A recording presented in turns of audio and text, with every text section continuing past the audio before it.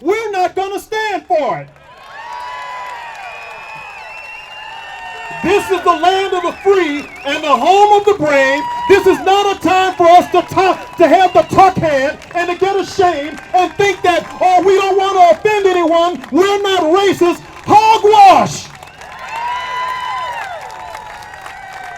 I want everybody under the sound of my voice to stop uttering the words, I'm not racist.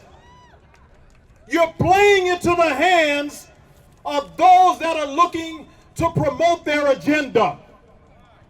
It's time for us to realize that in trying times, the true patriots rise up. I think that when you're talking to someone who is black, who is conservative, a lot of people make assumptions about who you are and what you stand for without even giving you an opportunity to bring and put those things on the table. People try to put you in a box.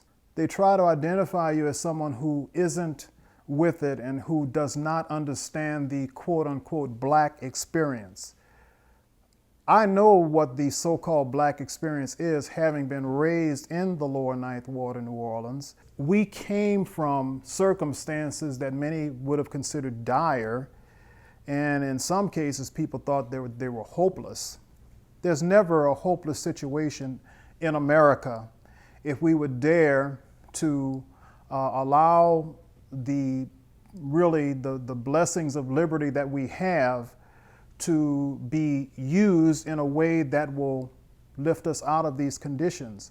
I went into the military after high school, retired as an E9, and since I've gotten out of the military, I got a bachelor's in business, I got a master's in business administration, MBA degree. I now own a small business in management consulting. I think that you don't have to look at where you've come from and look at that as something that is going to limit you in the future. I believe a true conservative is someone who is going to adhere to constitutional principles, who is going to not look to alienate people and not put people in different categories and saying we've got to reach out to the Hispanics, we've got to reach out to the blacks, we've got to reach out to this and that, we've got to reach out to the... You don't look at it that way. You look at all Americans as people and then address them in terms of what the Constitution is, what your party stands for, and those principles should be things that people gravitate towards when you're looking at reaching out to them as voters or the like. You're not going to pander to them and make promises. You're going to say, this is what we stand for. We believe in less government regulation. We believe in personal responsibility. We believe in your having an opportunity to succeed, but no guarantee that you're going to succeed. I was disappointed with their trying to sneak legislation through. I think that's being a little bit disingenuous when you give a bill a label of one thing when in fact what you're trying to do is put more restriction on abortion. If you're going to do that, call it as it is. Don't try and put a cover on it and sneak it through. I was disappointed in that.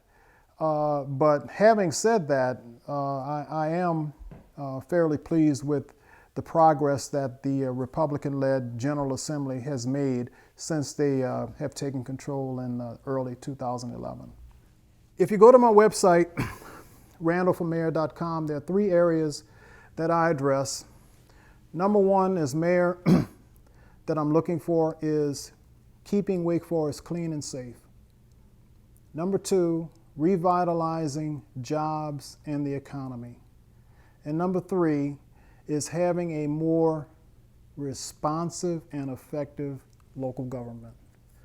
I don't believe that we should go along to get along. Sometimes there are clear lines of delineation that you have to take a principled stand and you will not see eye to eye with the other person.